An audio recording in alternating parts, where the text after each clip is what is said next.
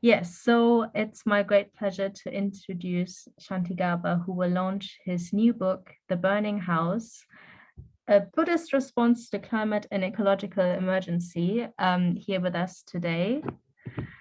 And yeah, Shanti Gaba is involved in loads of things. He's a Buddhist ordained in the Triratna movement and a teacher and practitioner of nonviolent communication. And he also brings these skills into Extinction Rebellion, but also other activist movements. And yeah, so he's a really valued member of our little Extinction Rebellion Buddhist groups. And I think there are two qualities about Shanti Gaba that I find really striking. So one is, and I'm sort of thinking back, like when we did that action at the Barclays headquarters in Canary Wharf, I remember preparing for it, and even during the check-in, loads of police was there and the music was loud, and we had to do one of those mic check sort of situations. And yeah, you were just making a bit of a comedy out of it. And that was I found that really striking because I felt fairly uncomfortable about the fairly tense situation. And you just took it in your stride, and yeah, it was sort of like made it all a bit sort of funny and light. And there is a part in your book that's also about comedy. So when I came across that, it sort of all made sense. And the other quality, or what I want to point out, is yeah, something about strategic thinking, which I really value. So when I was on retreat recently, actually two people told me that you made online copies of your book accessible to various people within our Buddhist movement. Also those people who maybe might not feel inclined, or some of them might not feel inclined to read a book about the climate and ecological emergency. But those are people who, yeah, I don't know, have some influence. So I thought that was a very clever move. And I think it does show some strategic thinking, which I think is fantastic. So yeah, these are just two of many beautiful qualities. So I'll hand over to you. Thanks a lot for joining us today. Thank you very much, Katya. Thank you. Okay, so I'd like to start with a story. This is from 2019, the October Rebellion in 2019. And it's from chapter 10 of the book. So it was October 2019, outside the Home Office in London. Some of you may have been there, in fact. The police had just come around telling each person in turn that a Section 14 order had been put on the road. That meant that they could arrest anyone who stayed in the road without further warning, as you know. So someone handed me the mic and I said to the crowd, well, I was going to offer a session on non-violence and de-escalation. So that was my role at the time. I was going to offer a session on non-violence and de-escalation. But now that doesn't seem like such a good idea to take people away from the road. The guy looking after the mic whispered, good call. And I saw nods from a few seasoned campaigners. So instead, I'd like to offer a kind of regen thing. So if you want to get comfortable to sit for about 10 or 15 minutes, I'll lead through a guided reflection. And people shifted around, and some people sat on some hay bales that were to my left in front of me, and more people joined in. So there's quite a large circle of people sitting in front of me. And if you want to join the people on Marston Street, outside the Home Office, you could close your eyes and join in, and I'll just lead us through the guided reflection that I did then, and then reflect a little bit on that. So if you want to sit comfortably, eyes open or closed, you can switch your camera off, and feel free to do that for about 5 or 10 minutes.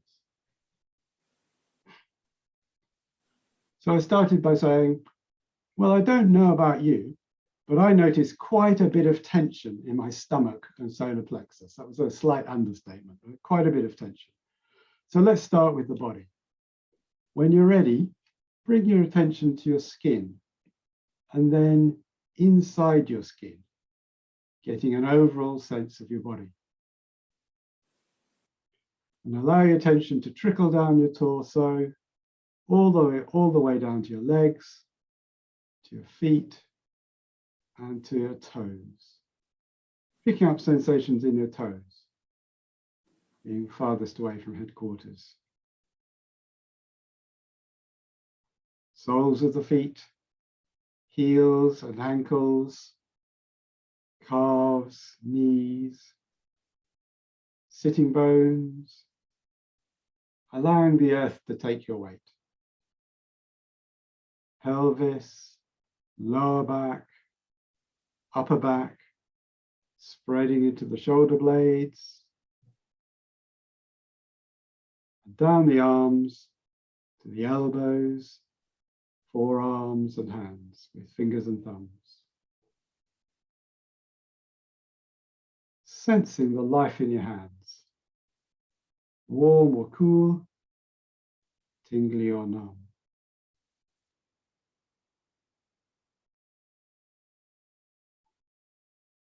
Allowing the muscles at the back of the neck to relax and lengthen. Scalp, ears, forehead, eyes, nose, mouth, jaw, throat and chest with heart and lungs.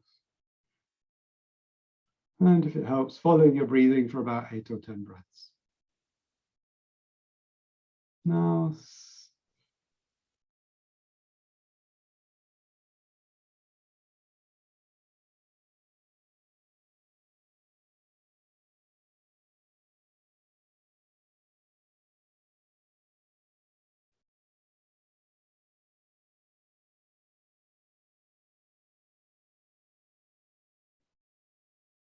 sensing what you're feeling.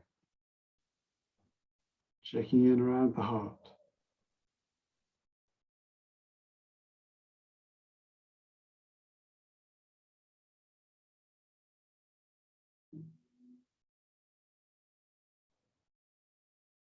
And when you're ready, getting in touch with your intentions for being here, for sitting on this road today outside the home office. Perhaps to do some healing. Perhaps to help create the kind of world you want to live in. The kind of world that you'd like to pass on to your children and grandchildren.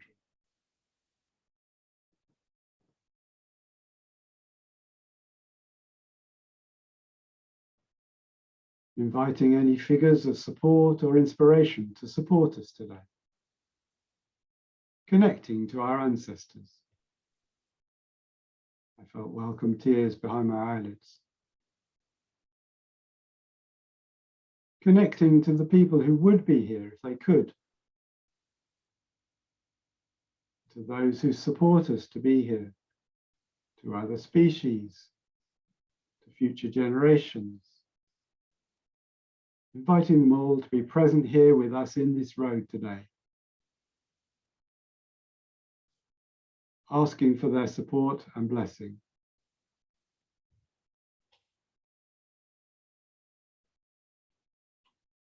I chanted, may all beings be happy and well.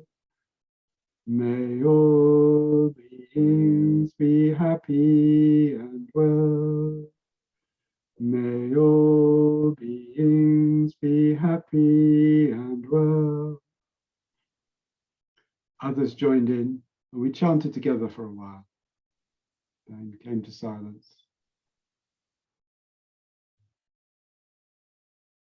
I continued.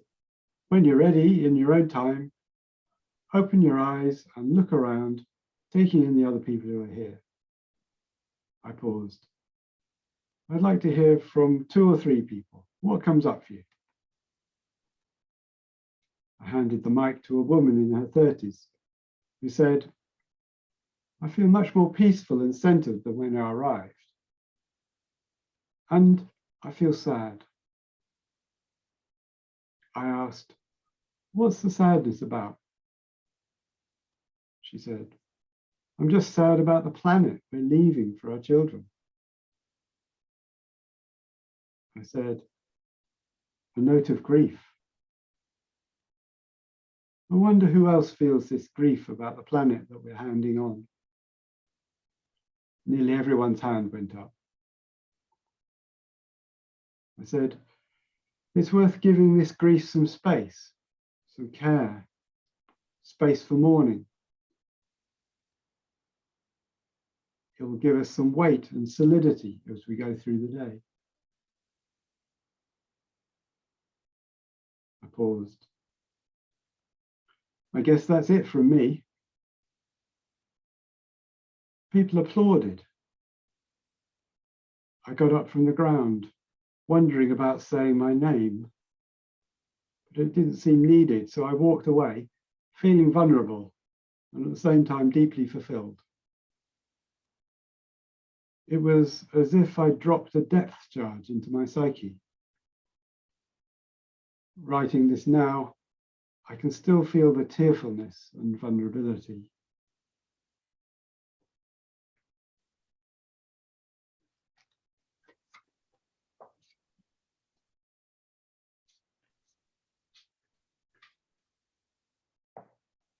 So when you're ready, opening your eyes, coming back to this call. So I'm just curious, I guess it's a given really for us, but who feels this grief about the planet that we're handing on? You can just give me a nod or some indication. I guess it's kind of universal amongst people, rebels and XR Buddhists. Yeah. And it's a grief that we may feel to witness the loss of species, the loss of ecosystems and natural beauty.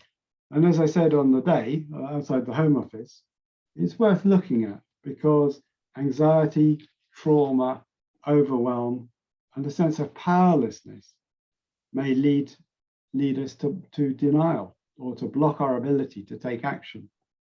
So it's worth giving this grief some space and some care, and we can create a space for mourning.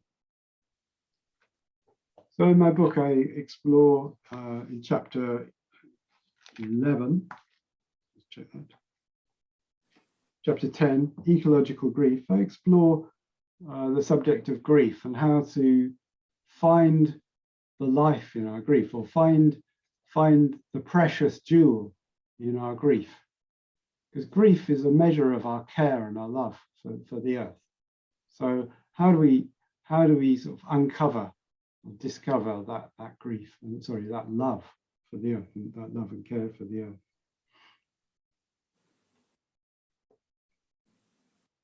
And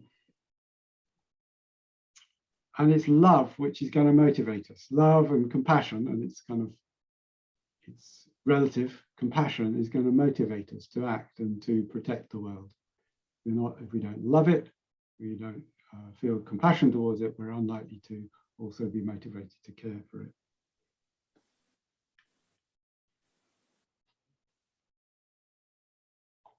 So I'm curious what comes up for you hearing this. Perhaps if you'd like to write in the chat, just a word or a sentence, if there's something, well, how are you feeling now hearing this story? Yeah, and also this topic of grief. So to make this a little bit interactive, I'm curious if you'd like to write something in the chat.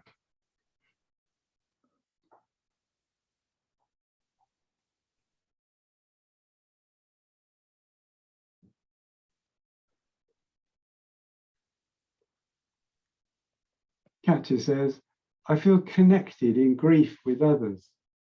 Yeah, so there's an aspect of grief which is, well, grief, you can see grief as an aspect of compassion. And a very important aspect of compassion is that it's a part of our sort of relatedness to other humans and of course all beings. It's that kind of sense of common humanity, that experience and grief as a basic and fundamental and yeah, sort of part of our common humanity, part of what it means to be alive, to be a mammal, to be human. You know, it's so yeah, grief is an aspect of compassion in this context. And David says, I feel more settled and grounded and open and vulnerable. Yeah, so there's also this aspect of vulnerability. There's a kind of settling, an aspect of grief, because it does feel more grounding. It's like acknowledging what's going on. And there's also kind of an element of vulnerability, because it's like, well, it's a bit of an awkward topic in our society, grief. Usually it's kind of compartmentalist or private, compartmentalized or even privatized, the whole thing about grief. Whereas grief is one of those things which we really need to do together. We need to do in community. Just as much we need to celebrate in community, we also need community when we're grieving as well.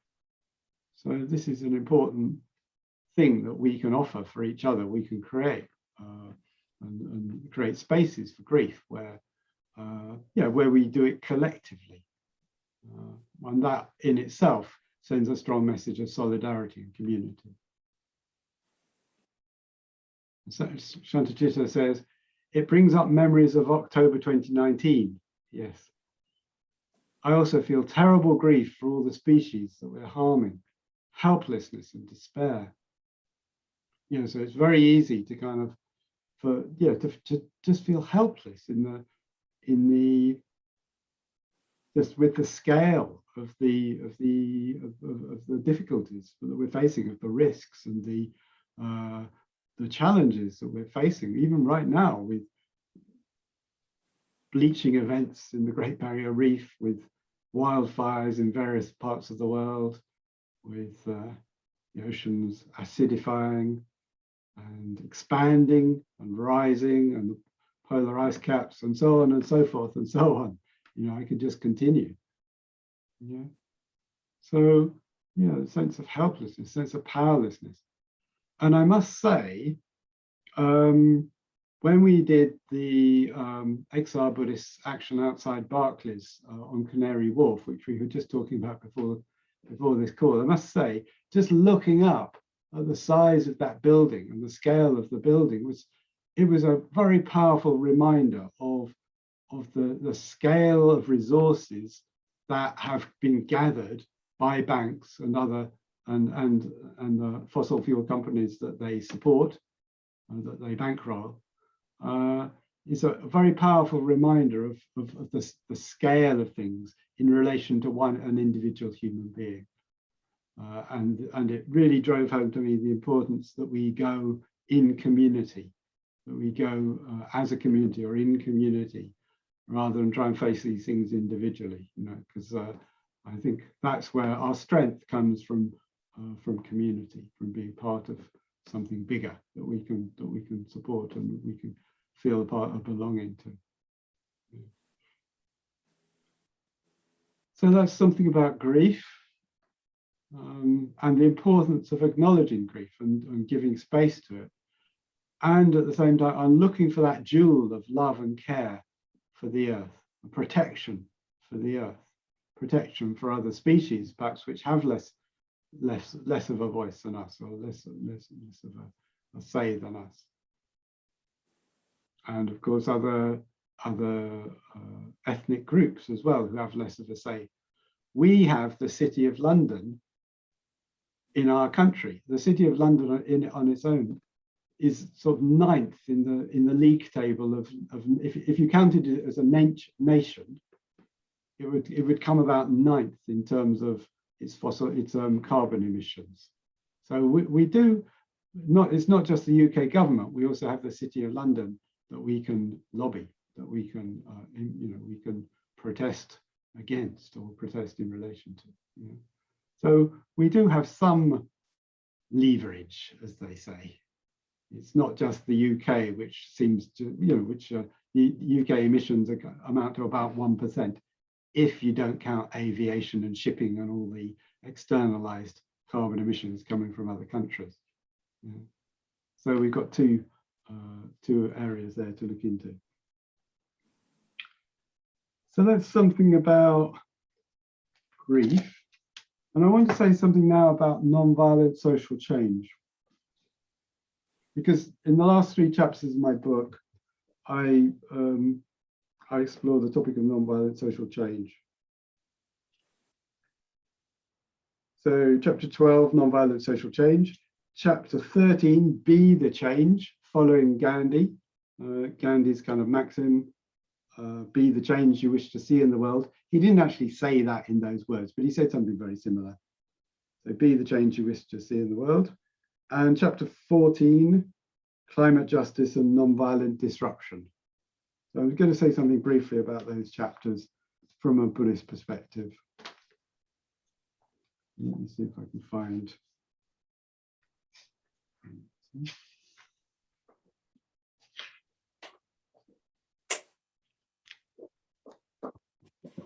So first of all, there's a long tradition within the Buddhist, within Buddhism and within the Buddhist tradition of nonviolent social change. And we can take courage and inspiration from the Buddha's commitment to nonviolent social change. He challenged the domination systems of his time and the prejudicial thinking that underpinned them. For instance, a few examples here.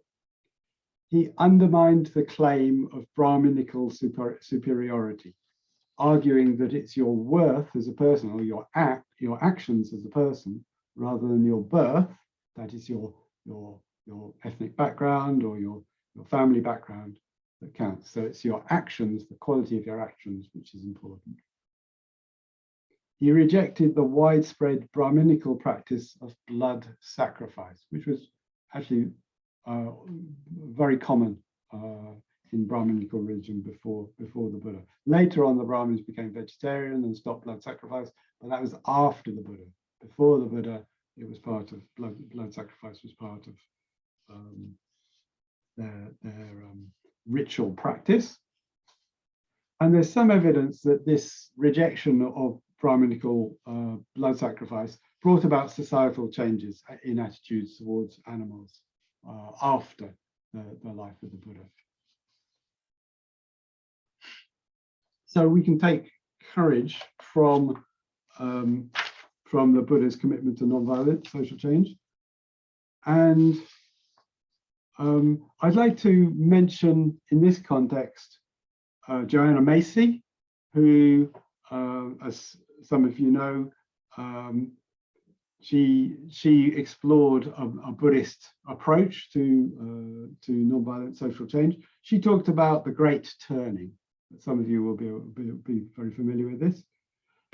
Essentially, it has three aspects: holding actions, that is, stopping the harm; systemic analysis, so going upstream and seeing what's creating the harm that we're witnessing downstream, and creating structural alternatives; and thirdly, a fundamental shift in consciousness, in worldview and values. We need all three of these. None of these are going to work on their own. We need. It's a very complex issue that we're addressing, or issues. You know, we've got a climate and ecological emergency, which has been brought about by the combined actions of millions of human beings over a number of generations. So it's a complex issue, and we need to tackle it in different ways, in those three ways: holding actions, a systems sort of analysis, and then a fundamental shift in consciousness. And of course, from a Buddhist perspective, these correspond to the Buddha's, or the formulation of the Buddha's teaching to cease to do evil, to learn to do good, and to purify the heart. Cease to do evil, learn to do good, purify the heart. So these correspond, these three aspects that we need to tackle. And we need to tackle all of them. There isn't, you know, it's not just about stopping, you know, standing in the tracks or standing in the roads. We also need to be doing systems analysis and also a fundamental shift in consciousness. And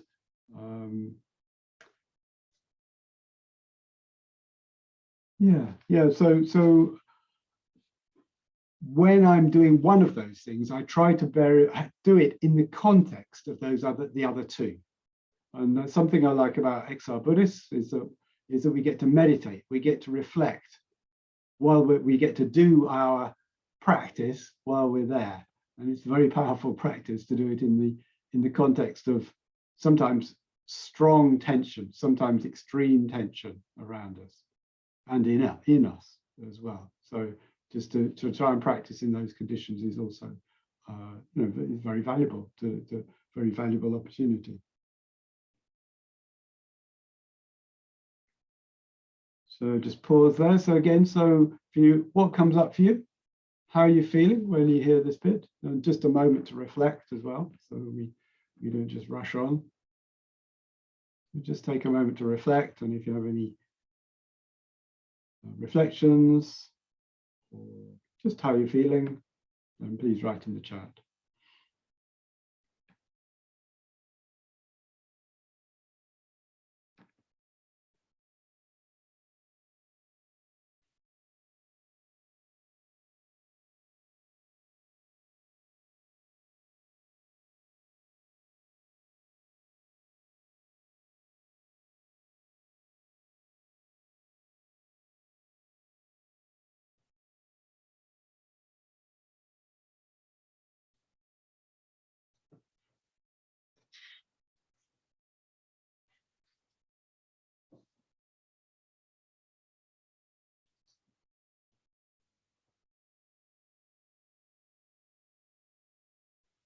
Katja says, I like the way you talk about the three aspects and that holding actions can be done in a way that include the other two.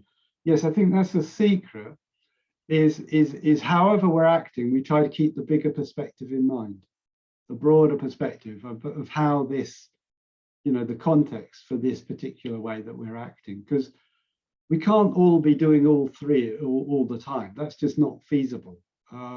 So sometimes we're going to be more down one end and sometimes more down the other end. But if we can keep a context, a much broader context in how we're acting, then I think that's going to stand us. That's going to mean that our actions are going to be more effective, more powerful.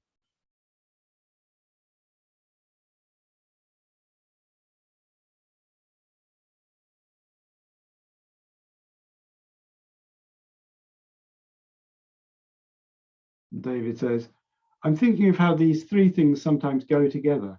I've had some lovely shifts in consciousness on rebellion. Yeah. So sometimes they all come together. They all seem to come together. Yeah.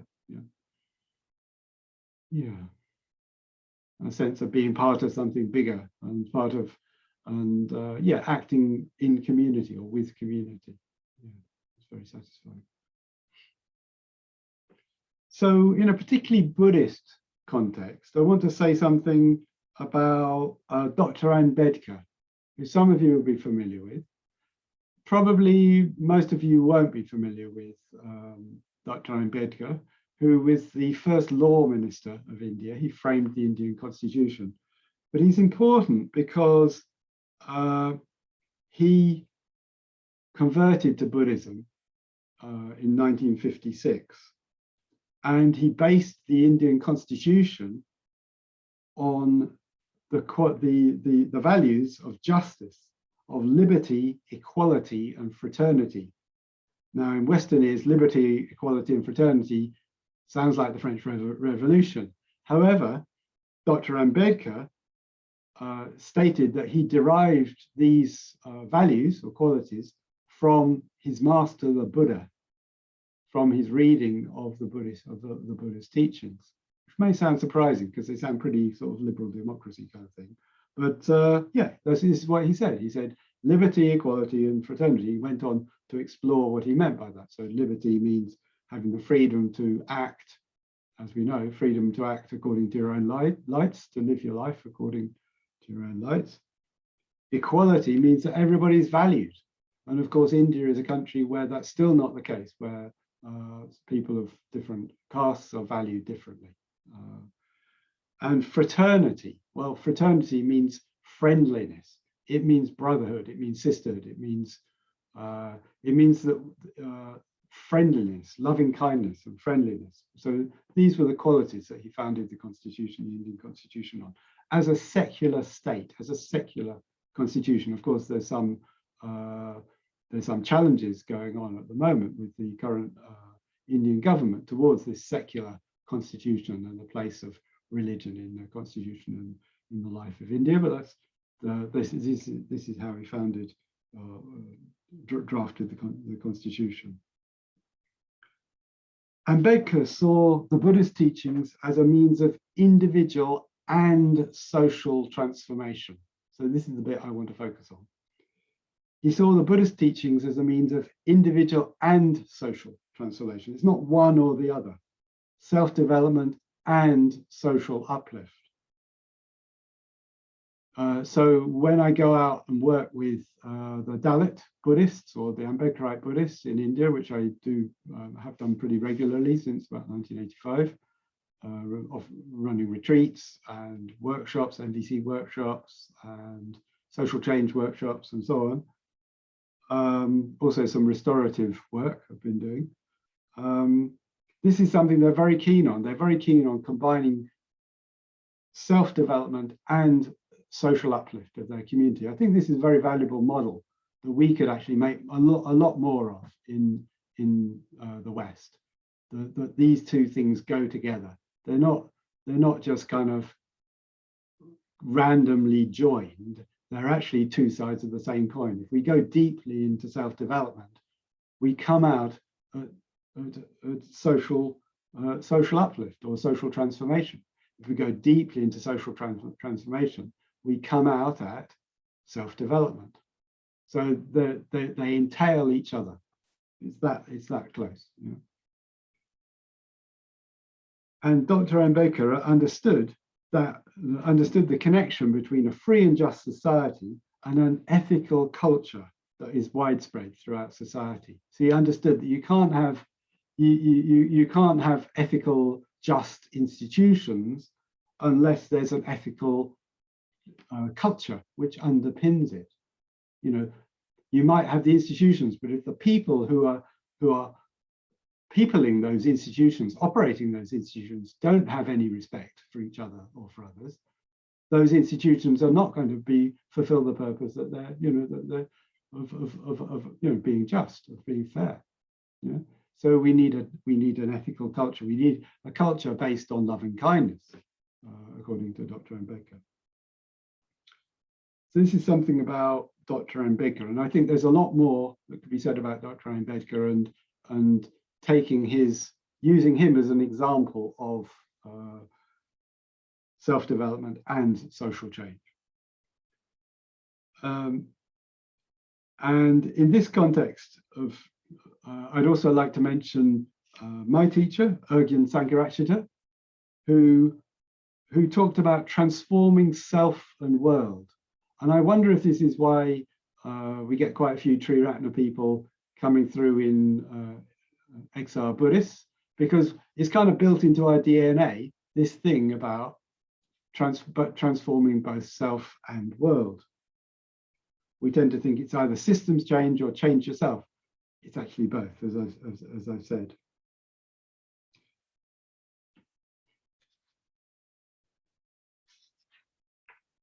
We need both societal and individual change. We need to tackle both aims.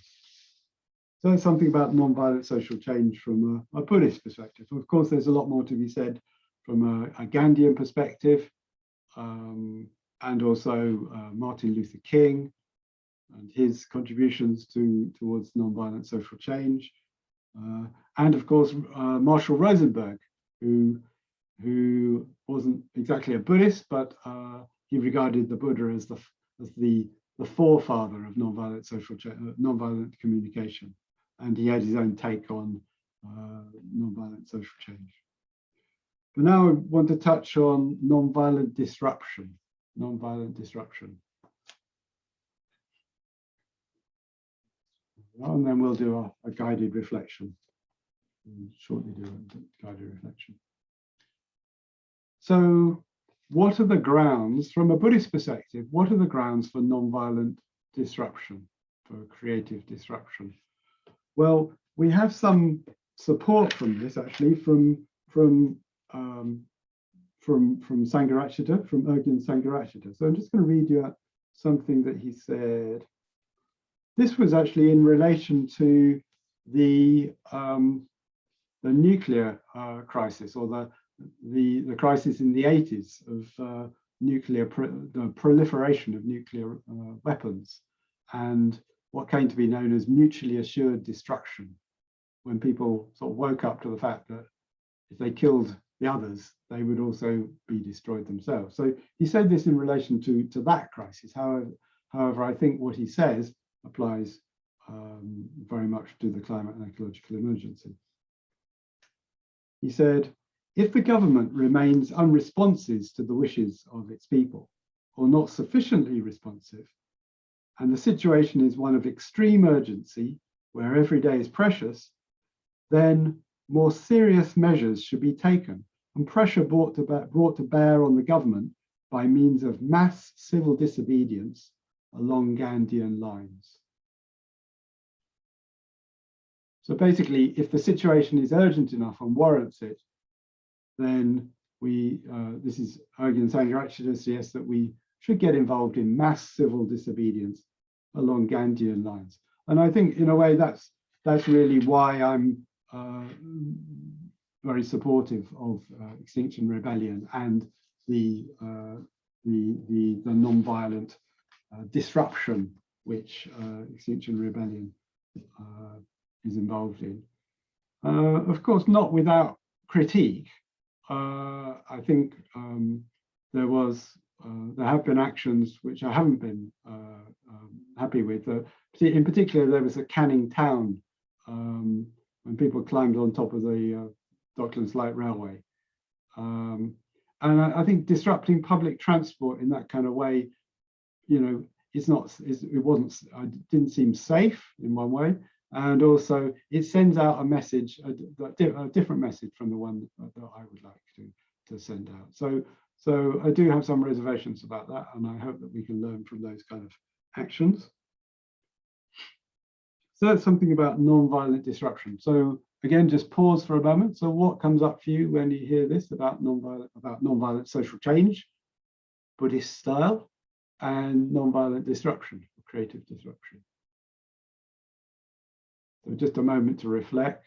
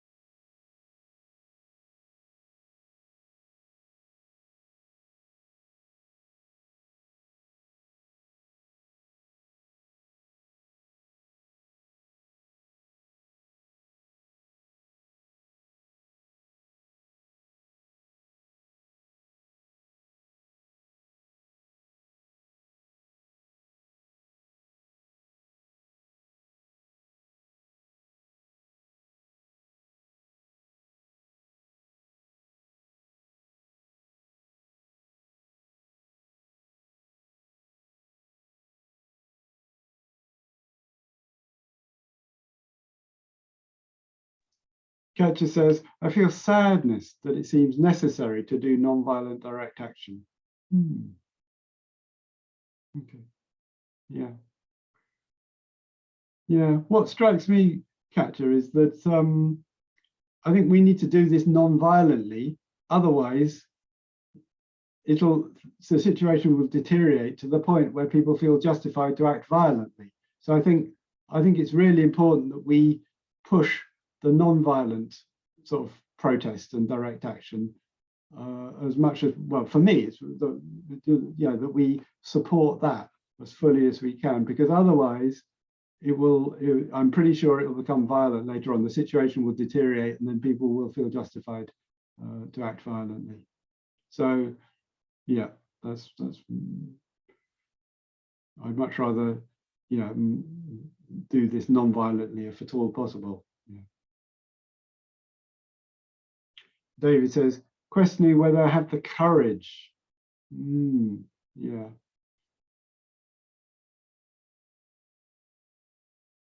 Yeah, it takes a lot of courage to go and even just to sit outside a bank and have people look at you and the police look at you. and and issues about safety sometimes. So I'll tell you a little funny story. So when we did that, when we did the sitting meditation outside Barclays on Canary Wharf, while I was doing the guided reflection, I had this very powerful bodily kind of sensation of being picked up by my shoulders and dragged away. And it was very, very real to me. There's this sense that I was suddenly going to be sort of picked up and dragged off by a couple of hefty policemen. And I was sitting there with this kind of bodily image or bodily sensation. It was a very palpable experience. And I guess it's to do with that sense of kind of powerlessness and helplessness, and in the face of authority, and people in uniforms and things like that. And I must admit, that does bring out my rebellious streak, I have to say. Anything like that, it brings out my kind of rebel streak. When I'm sort of up against authority of any kind. I guess I've always been somebody who sort of who wants to protect those with less institutional power against those with more institutional power. Shanti Gaba says, I've always valued our mass meditations outside banks such as Barclays and sitting in the road. I feel it gives a strong grounding and positive presence to actions, definitely, yeah. I find I often have strong meditations, though initially I felt very self-conscious and nervous. Yes, and I can say, having been involved, having started off in XR as doing nonviolence in de-escalation, sometimes you're desperate for some Buddhists to come along and sit down and meditate, absolutely desperate, because it can, the energy sometimes can go completely sort of chaotic or panicky, or just kind of dispersed, totally dispersed. And having some Buddhists come along and walking through or sitting, it really just helps to anchor things and to ground things. So that's the value of meditators coming through, and also people who are overtly have some overt faith affiliation. I think that's also really important, because that counts for something. That we have a faith affiliation, that we're there as part of our, as part of our faith, as part of our Buddhist practice. That also counts for something in the general public's mind, and in other rebels' minds as well. Yeah. That we can connect this action with our deepest values or deepest beliefs. Thank you. Okay, so I'd like to say something briefly about what you'll find it, why I wrote it. Well, you've probably gathered why I wrote it already, but I'll say briefly, initially I wanted to write something drawing on my experiences of working, doing nonviolence in de-escalation. And I've framed the book in terms of with various stories, like the one I told you at the beginning about nonviolence in de-escalation in 2019. And I realized I needed to get more informed, and I wanted to write for a specifically Buddhist audience. So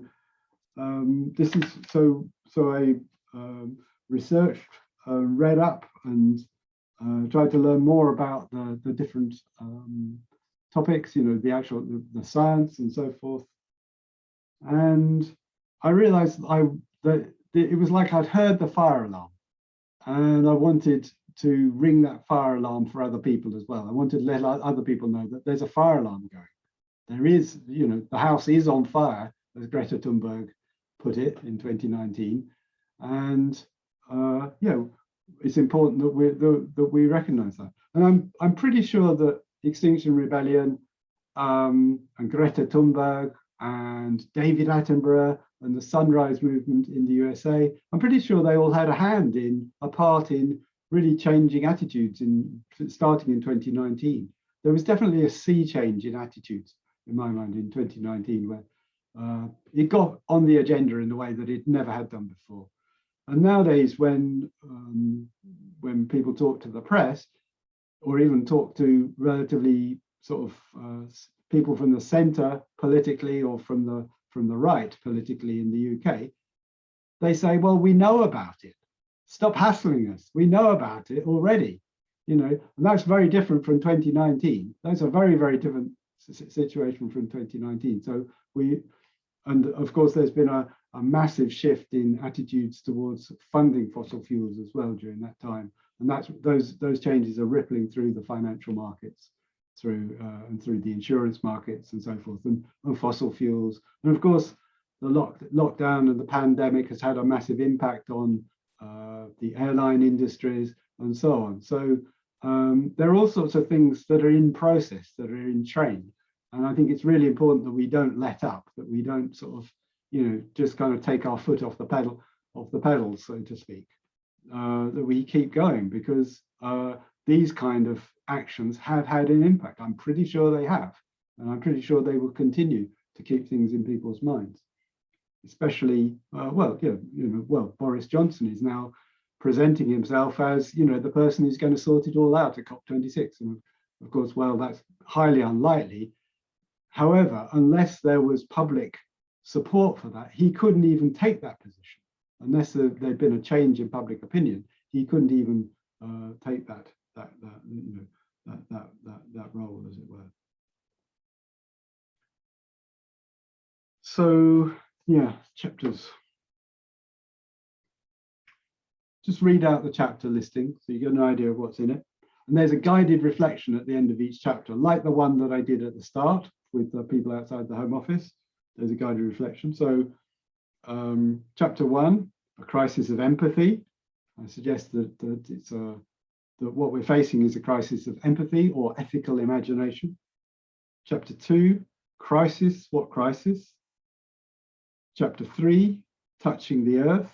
So really grounding in our experience of the earth and being embodied. Chapter 4, environmental ethics from a Buddhist perspective. Chapter 5, compassionate action based on wisdom. Chapter 6, the 5 precepts. Chapter 7, the burning house, where I talk about a parable from the White Lotus Sutra to try and understand how to get people out of a burning house that they don't even realize is burning. Chapter 8, climate comedy, to lighten things up and to create a broader perspective, to keep our sense of humor, as Kachi mentioned earlier. Chapter 9, transforming anger. Chapter 10, ecological grief, as I mentioned earlier. Chapter 11, gratitude. Chapter 12, nonviolent social change. 13, be the change. 14, climate justice and nonviolent disruption. And 15, final thoughts, the beauty and the terror. So those are the chapters. So maybe we just pause the recording for a minute and then just see if there are any questions. So just pause. So before we do a guided reflection, imagining the Pure Land, a Pure Land from a Buddhist point of view is a space where we can practice, which is a supportive practice conditions. So before I do that, I'll just give you a few links, put a few links in the chat. Yeah, and then the Pure Land reflection. So first of all, my book, for those of you who don't yet have it, and there is an ebook available. There's that.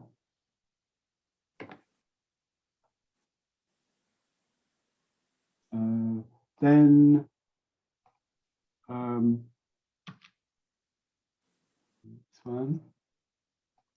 Then I'm doing an 8-week course based on my book, reading chapters from my book each week, doing it online through the Buddhist Center online. It starts 16th of October, Saturday evening, 16th of October. So if you want more of this, if you like this and you want more, you can join me on that for 8 weeks. And also I'll mention the Triratna Earth Sangha conference that we've just gone. So here are the recordings. including Katja and Casper doing a session on talking about XR Buddhists. So that's the folder on Vimeo of the sessions there from the conference. So those are the links. Let me just check. I think we've got all of them there. Yep. Okay. So guided reflection. So again, if you'd like to get comfortable to sit for possibly about 8 or 10 minutes, and this will be envisioning the new world, which is a crucial activity if we're involved in social change. We need to have a vivid imagination of the world that we want to create, so that our energies can flow in that direction and we can start building bridges from where we are now, from our current world. We can start building the bridges, imagining the next steps that are going to take us in that direction.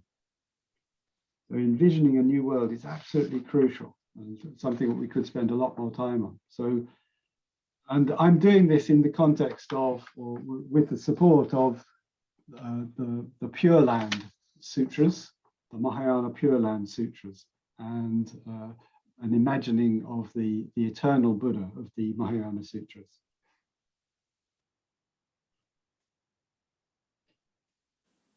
Imagining the Pure Land.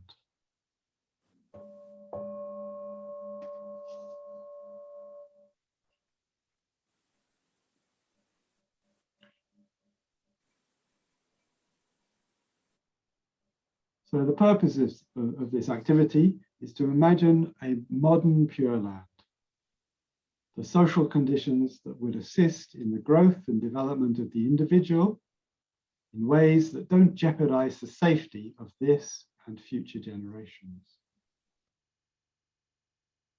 What would such a Pure Land be like?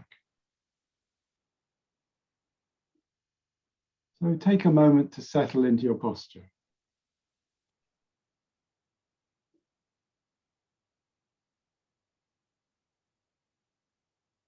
Allow your mind to settle in your body.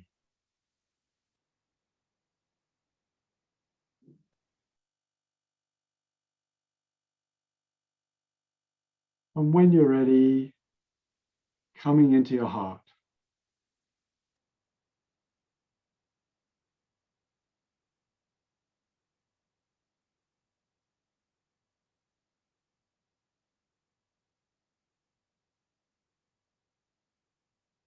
Can you imagine a world in which the social conditions support the growth and development of the individual? A world in which we relate to each other as individuals, rather than through socialized constructs. A world in which we're free to develop to the utmost of our potential.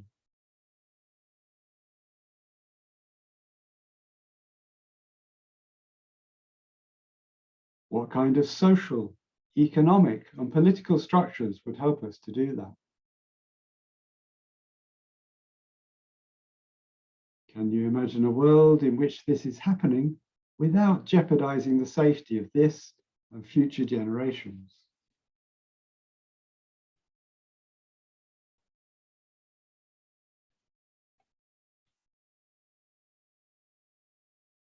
The English poet, engraver, and visionary William Blake gives us a glimpse of such a world when he talks about eternity's sunrise. Can you imagine the sun coming up on eternity? What are the colors? Where are you? Are there other beings present?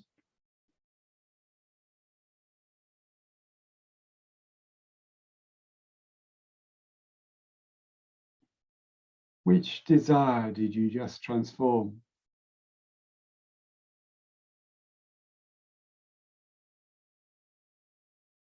And which bliss are you now experiencing?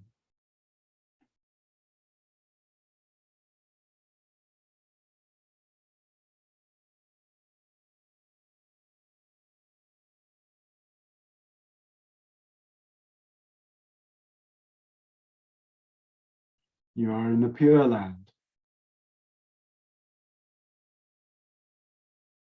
Millions of rays spring up, intersecting and weaving themselves into incredibly pure and beautiful patterns.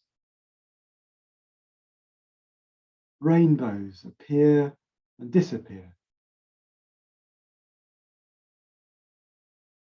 Trees shine and flash as though with strings and nets of multicolored gems.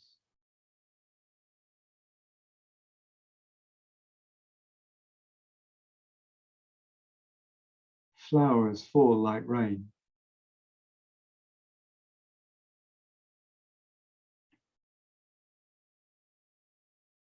This is a joyous world, soft and glowing, filled with the music of birds and the tinkling of trees adorned with precious jewels and garlands of golden bells. At the center of this splendor sits the Buddha of the Mahayana, the eternal Buddha. The rays converge into a canopy above his head. His peaceful expression sends out rays of love and compassion in all directions.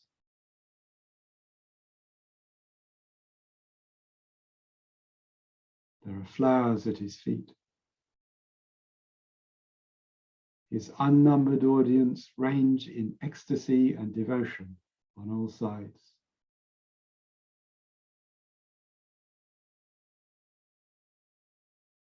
You are among this audience. As soon as you even think of something that you need, it appears in front of you. Delicious food, sweet tasting spring water, warm, comfortable shelter.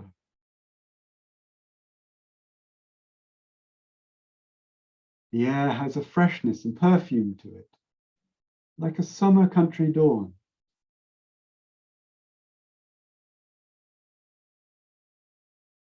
Music comes from the ground, sometimes soft and soothing, sometimes vigorous and challenging.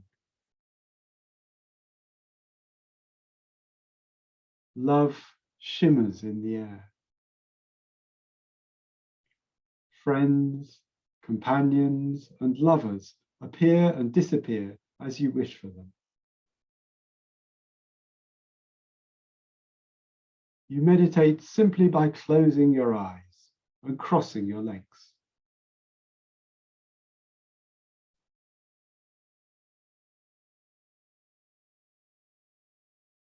There are countless opportunities for learning and creativity and to contribute to life.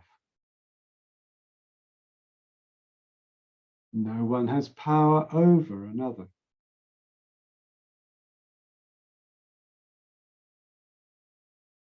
The social and political structures are strictly life-serving.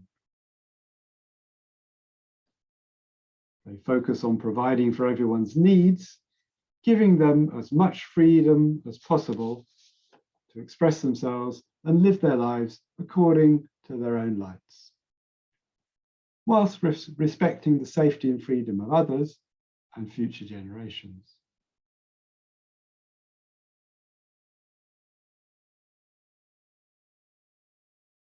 Taking carbon out of the ground and putting it into the atmosphere has stopped. Existing forests and other carbon sinks are legally protected and universally cherished. Wetlands are preserved.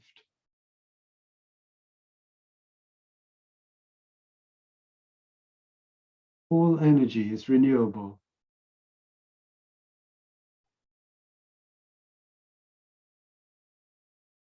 Farming has become more sustainable and less dependent on fossil fuels.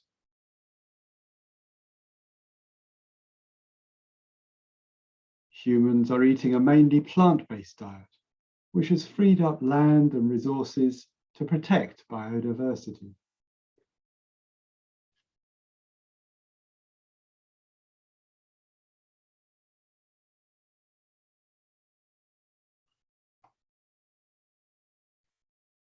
Breathing in the sweet air of this pure land.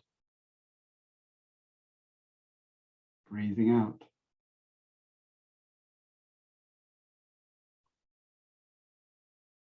Breathing in the perfumed air of this pure land.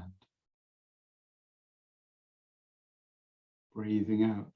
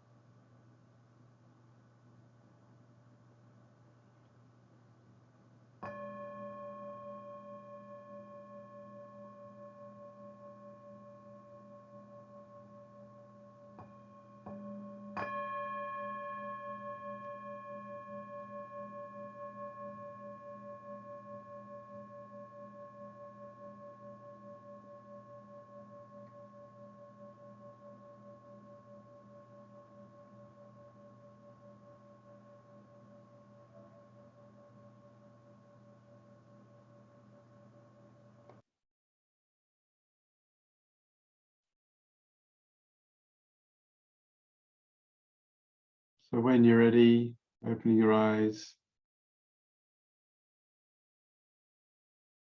looking around, taking in the other people on the call.